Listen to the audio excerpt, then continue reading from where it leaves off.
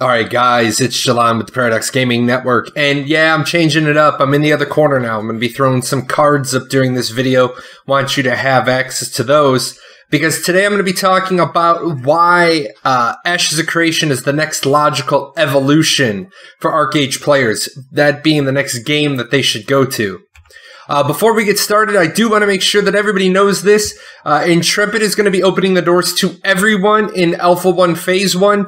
Everyone with a registered account will get some playtime. Now, you'll notice that I put some playtime. I don't want to make any promises. I know things are subject to change. What I want you to do right now is I want you to stop the video and I want you to go register. Now, you can find a referral link in the description below, or if you don't want to use it, I'll put a non-referral link down there for you as well. Just make sure you're registered so when the time comes, you can play.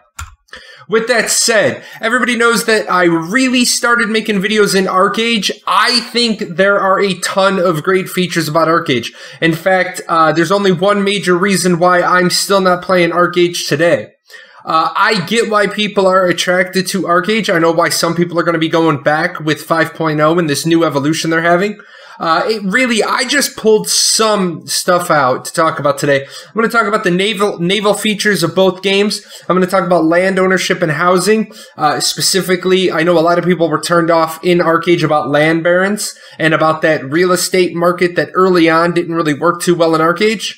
I'm going to talk about castle sieges, which in my opinion was the best PvP content in Archeage. That being the objective-based fight themselves, and not so much the dodging of sieges. And then I'm going to talk about the trade pack system, which is pretty unique to Archeage. It's very similar to a BDO. A couple other games have similar flavors, but I want Archeage players to know what they're going to be getting as far as a trade pack system in Ashes. So to start off with the naval features.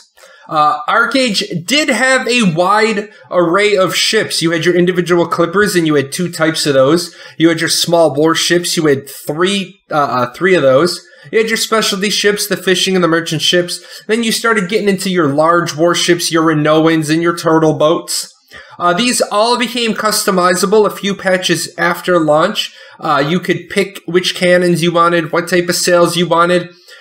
Truthfully, there was only a couple of different avenues you could go to be viable. I know a lot of people spent a lot of time saying, I can be viable with this build, and it turns out you really probably couldn't.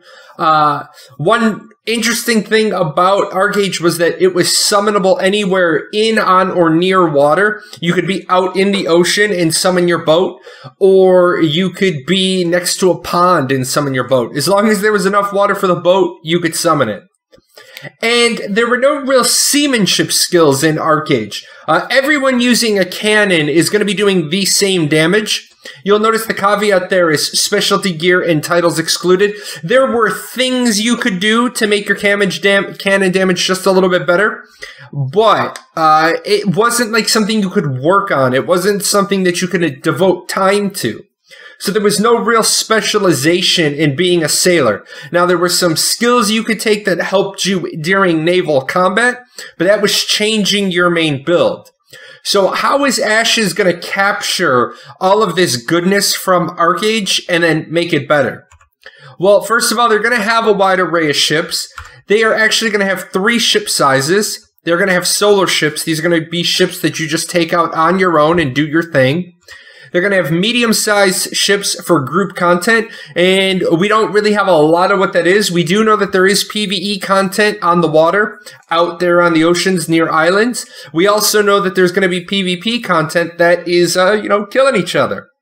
And then there is large ships for raid-level content. Now, I can't even peek behind the door, man. I know there's a door there. I can't find the door handle. I can't give you any more information than that. So is there going to be Krakens and Leviathans and Luskas for all you Archeage players? That terminology? I don't know. If I did, I would tell you.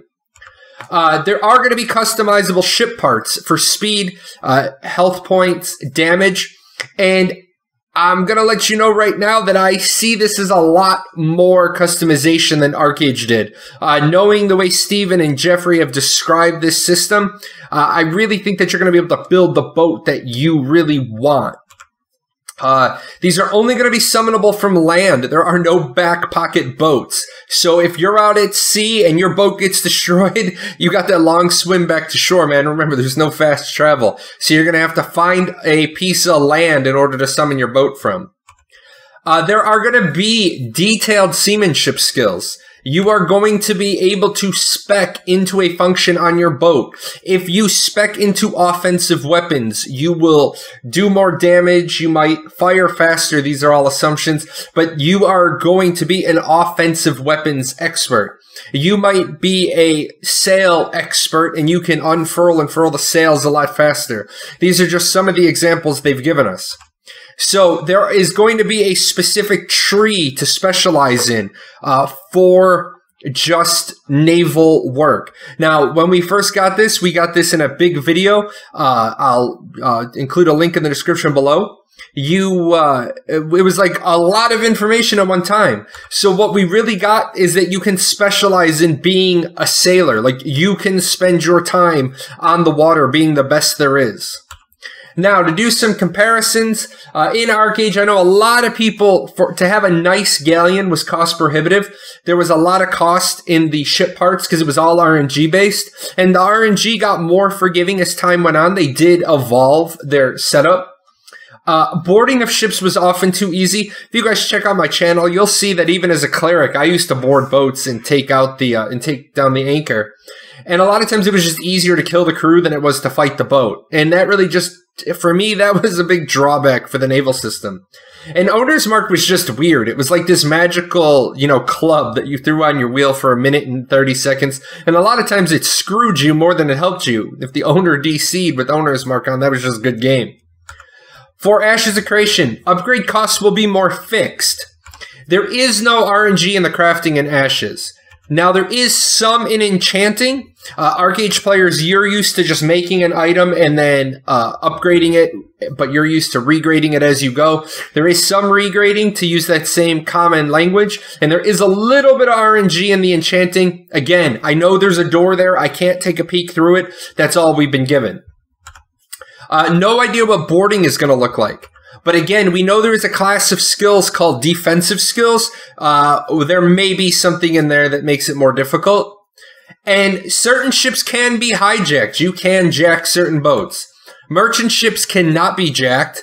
Merchant ships function like caravans. You have to destroy them if you want the loot out of them. So I think if naval work, naval content is really what draws you and keeps you in Archeage, I think Ashes is going to deliver pretty much what you're looking for, and then maybe a little more so.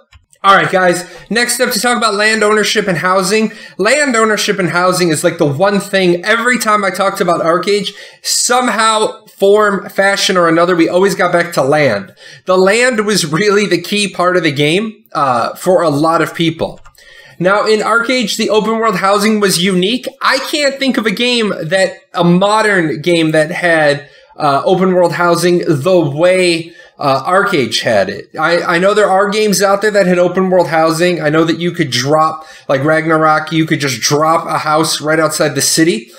I like the direction Archeage took with that, where you could only have housing and housing zones. I remember the on-running joke of Star Wars Galaxies of you getting chased and just dropping your house with you everywhere you went.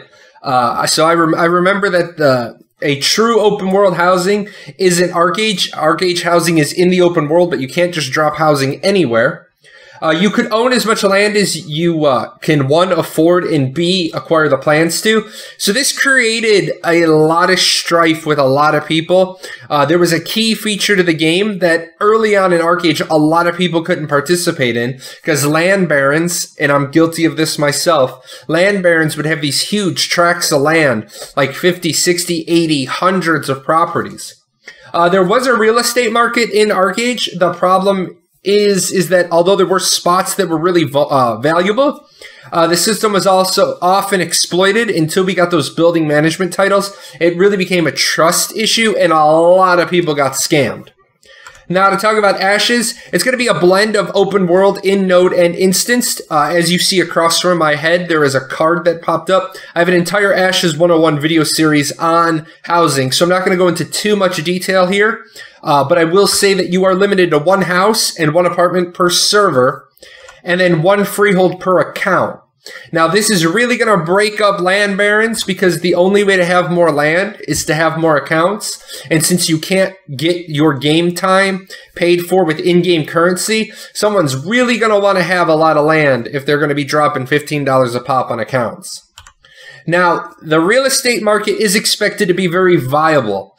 In-node mansions should be a big thing. Just in the year or so I've been talking to people, I know a lot of people who want to have a mansion. They want to have the nicest house they can. They want to show off that wealth.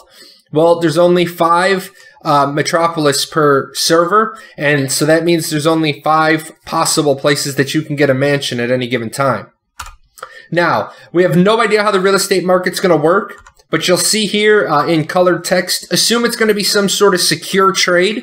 There is an escrow system for crafting, so I would highly doubt that there's going to be an escrow system for crafting and then there not be a secure trade method for housing. It would kind of seem counterintuitive to what Steven's goals are.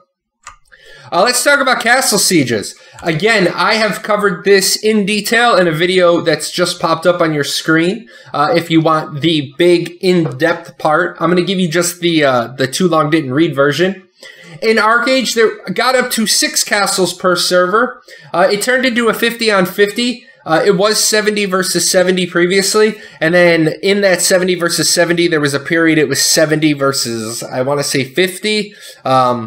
Where the attackers had an advantage for the first 20 minutes. Some of that I never really liked. I thought it was the best PvP on the server, but I thought that it was weird that you were starting with this numerical advantage or disadvantage.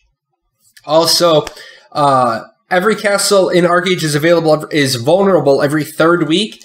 It's vulnerable to the highest bidder on a scroll, so there's lots of siege dodging, and I will admit openly I helped people dodge sieges. I did have a top 20 guild, so I was able to bid on siege scrolls, and you know, I was part of the problem. I'll shamelessly admit that I was part of the problem for a long time with siege dodging. And then there were some activities around the castle during those off weeks, but it was like Lord Coin stuff, which was individual stuff. There was some minor guild stuff when you would take the packs and load them into the silos. I only recall guilds going the high-risk silos a few times while I was playing. Never really found any guilds that were running the high-risk silos. Guilds couldn't work on their own castles, so if your guild owned a castle, you couldn't work at it. That was like the most bizarre thing I'd ever seen. So it really wasn't a guild versus guild activity. It was more like, okay, my guild owns a castle. There's a little bit of stuff to do, but it's really for other people. In Ashes, there's going to be 5 castles on each server. And again, like I said, there is a much longer video on castles, details it all out a lot more. The goal is to be 500 versus 500. This is a lofty goal. This is a big, auspicious goal, and I'm hoping that they can get us to the size of having 1,000 people fighting over a castle. Every castle is going to be vulnerable every 4th week, and then it's going to be vulnerable to people who craft the siege flag. Now, I've asked, and my question's kind of gotten not answered, but not seen yet. I'm not quite sure how it's going to work. Is it first come, first serve? Is it the biggest guild that drops the siege flag? I don't have a good answer for you on that, but I do have it in the green book to find out exactly what happens when multiple people want to siege. So this is why in colored text you see me say, probably won't see too much siege dodging. These castles come with a huge benefit. So I don't think you're going to see people crafting the flag, which is going to have a cost to it to try to just dodge having a siege. I think you're going to see the castle sieged every time they're up. There's going to be a lot of activity around the castles during those off weeks. A lot. You got to build up your 3 subnodes. Not going to go into that. Just you got to build up 3 subnodes. You're going to have access to those guild exclusive nodes. Lots of caravans going to be moving about. So the castle system, if you like the castle system in Archeage and you like building something and owning something, you're going to find that the castle system is definitely for you in Ashes. Alright, last and not least, one of my least favorite and most favorite parts about Archeage was the trade pack system. As a guild leader, it was always really frustrating to have to watch my guys lose their packs to somebody, try to roll it on the downtime, try to find a quiet hour to run a merchant ship full of larders, and then they end up losing them. A really great system. Tons of PvP was generated around the trade pack system. I've got a couple of videos where I'm either stealing packs, I know I'm naughty, and just the PvP that results around it, or I'm trying to get packs back from somebody. Lots of PvP was generated. Basically, the system was you make an individual trade pack, you turn it in for gold or commodities. All the Archeage players know how trade packs work. If you're not an Archeage player, so that you know, trade packs were basically the whole economy. It was a great idea on paper, but in my personal opinion, it was never really well balanced. Although it has evolved many times over the history of Archeage, I don't think they ever got it right. I think they had packs completely overvalued, undervalued, wrong ingredients. That's just me. My other problem with the trade pack system is that it creates money out of thin air. I think everyone will agree that knowing that, you got somebody who can do a 12 hauler train of safe zone larders definitely caused some inflation issues. But it was a good system. It was really what the game was based around. Well, Ashes doesn't have a trade pack system. Ashes has something not quite similar, but not quite different. They have a caravan system. There's going to be a lot of movement across the map, and you'll see above there is a card that's going to take you to a better description of this. This is just your Reader's Digest version. Basically, there's a limit to what you can carry in your inventory. You can carry X. You on your mule can carry X times 10. If you throw it up on a PvP-enabled caravan, you can carry X times 100. So definitely going to see that same sort of PvP generated around it. But what it doesn't do is it doesn't create money out of thin air. So it's going to close that inflation loophole. Basically, your money comes from other players and you bringing them the things they need. Like I said, I got links to a couple of times I've done this discussion. I think you guys will like it. Make sure to check it out. I want to say good luck to Archeage as it moves on to 5.0 and its next evolution. I know a lot of people came to me when they said server merges again, and I'm like, hey, you knew they were coming.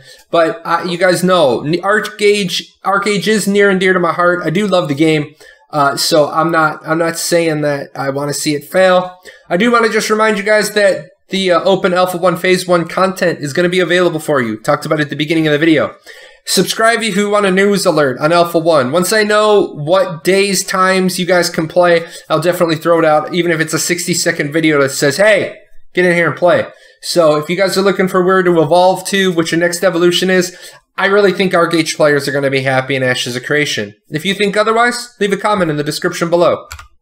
And that's it, guys. Wanted to get something out to you. I want to start, bringing people in, especially with this Alpha 1 news that everyone is going to get to play in Alpha 1 Phase 1 during limited periods of time. I think that's really cool of Intrepid to do.